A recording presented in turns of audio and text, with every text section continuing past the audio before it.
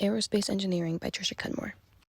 Aerospace engineers spend their day-to-day designing new machines, usually for customers. That customers in this case refers to companies, usually bigger companies because there aren't so many companies purchasing spacecraft. They also develop previously existing designs to improve or fix something about it, as well as testing said aircraft and spacecraft, sometimes using spacecraft with modifications to run as test runs. They also create and improve systems, not models. Systems, in a sense, refers to systems that can be applied to multiple models, not just a singular spacecraft itself. They also conduct research and experiments, as well as analyzing said research. The whole idea of aerospace engineers, or science in general, is to build upon and expand upon what you currently know, to make things better and better, more detailed, and so forth. It is science. So building, creating, designing, and improving spacecraft for consistent improvement is the daily life of an aerospace engineer. What is the wage of an aerospace engineer? The low of an aerospace engineer's wage is $61,000. The average is between $83,000 and $120,000. Now, the high is $147,000. However, I have seen some cases where it's $200,000. Now, the working conditions are usually sat at a desk. Now, they do get up and run models, do test runs, but they're usually sitting at their desks, talking with coworkers, customers, and especially improving designs, making designs, and simply doing countless math, so much math. They also work full-time, often 35 to 40-hour weeks. They work indoors in a shared office building, and they are separated by different desks and kind of like a cubicle, but they are talking a lot, and there's a lot of communication. So their conditions are usually very stationary, except for when they're going out and testing models. But that's usually done by scientists, and then aerospace engineers observe. Now, what's the required education, and what are the related jobs in the aerospace engineering field? So, first of all, their education, you have to begin in high school. For high school is 6 mixed or university classes. Required ones are maths, like functions, advanced functions, calculus, and vectors. Then for sciences, there's physics, both physics, grade 12 and 11, and both chemistries, grade 11 and 12. All of it has to be university, and they also have to take university English, and that's basically all the requirements are. However, clearly, you need some more.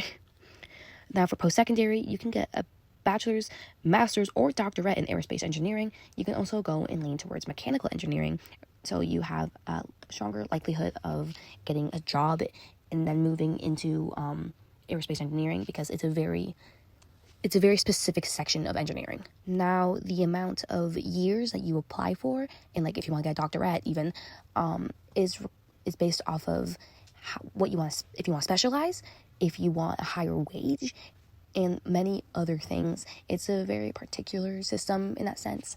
If you're someone that wants maybe a less significant job in the aerospace engineering field, but still you want to be in aerospace engineering, you could take something like a bachelor's. If you want to get even more specific, it takes a master's. The funnest thing is about aerospace engineering and from this section is that you only really need a license, and then you could become an aerospace engineer. But to move up the ladder or become probably a more specific aerospace engineer, you have to be an apprentice in a way. It's not quite apprenticeship, but you're being taught under the guise of someone higher than you. Now, related jobs in the field are ones like piloting, which is someone that drives the spacecraft. And then there's aerospace drafters, which they are engineering technicians who basically create detailed technical drawings and CAD designs for aerospace structures, machinery, and electronics. Then they use both computer softwares and manual sketches. Then as for a communications officer in aerospace, they lead global communications, brand management, and public affairs to ensure strategic alignment across all stakeholders. Now, as for promotions are dependent on the education and experience. However, it also depends on you gaining relevant skills, like problem solving, your math skills, and your technological skills, as well as obtaining certain licenses and continuous education to keep said licenses alive. Then there are also a leveling system for new and older, senior aerospace engineers, from 1 to, I'm pretty sure, 8. So, now for the pros and cons of aerospace engineering. For the pros, there is a good pay, and it's actually considered one of the highest among engineers. Then you have fun and cool designs, like builds. You get to make cool new aircraft. You could potentially make stuff for the military if the military ever decides to go in space. You Then you gotta make rockets, you gotta make space shuttles. That's really cool. Then there's a high satisfaction rate among aerospace engineers, as much as, sure, there's a tight schedule. Lots of people love it because they join it because they like aerospace, they like space, and so they have a passion in it. Then there's always a need for it.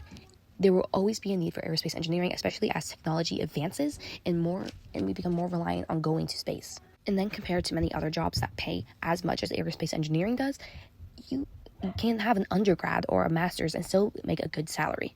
It's actually a really good job for if you want something shorter but still get that bank. And now for the cons of aerospace engineering. It can be really hard to find a job, like insanely hard, because there are actually not that many companies that want a spacecraft. Well, like, sure, there are some. You won't find a wide variety of them, like mechanical, for example. And then there's also a likelihood that you'll have to move for work because of these lack of companies and lack of places. And then there is really high competition, since a lot of people like space and a lot of people do desire to go into aerospace engineering, and also because it has such a good pay. And then it's also very heavily involves math, with which can drive people away. And also not every university offers aerospace engineering courses, which is why you might have to take things like mechanical or things like that. Now, for personal skills and qualities needed, you will need to have be able to communicate, as in you'll be talking to many people at once, as I mentioned before. Attention to detail, so you don't mess up, like the Challenger shuttle. And then you also need to have the ability to be quiet, because not a lot of people can focus while you are yapping your brain off. Okay, your mouth off, I meant. Then you have to be conscientious. You have to be aware of so many things. You can't miss a detail. You have to be able to be slightly extroverted, because you are talking a crap ton to other people, as much as being quiet is the important skill. You have to also be socially responsible. Take the credit, take the responsibility that your job has. Well, what your job does. You also have to be agreeable and open-minded, so you can accept other people's ideas and not take it too hard when you are wrong.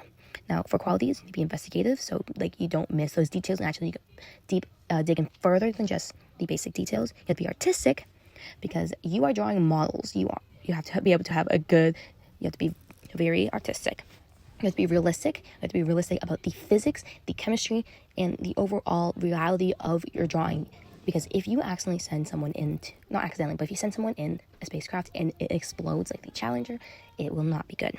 Then you have to be social, so you can communicate. Now, as for the future outlook of aerospace engineering, for one, there will always be a need for aerospace engineering, as I mentioned earlier. So there will probably never be a shortage of jobs for aerospace engineering. And then AI also has a little impact, because one, the credibility that you need, and then two, you need to be in person and see those models. As much as AI can analyze things-ish, it cannot physically see things. Aerospace engineering also has a projected 6% growth as in the constant need. It's also a significant contributor to the global economy, mostly thanks to the space race. Now, for adapting for aerospace engineers, you will need to be able to gather specific workplace skills, like dealing with autonomous systems, electric propulsion, and handling advanced materials. Also, by embracing digital change and having continuous learning. You also obviously will have to embrace AI rather than reject it, which is something I will have to do, because I struggle with that. Now, for fun facts. 747 400 passenger airliner has over 6 million parts. Then the aerospace engineering actually appeared in the 1950s, but the term aerospace engineering appeared in the 1950s. Actual aerospace engineering existed a little bit before that.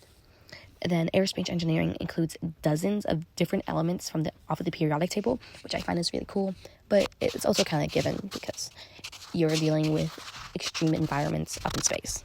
Now that's all. Have a good one.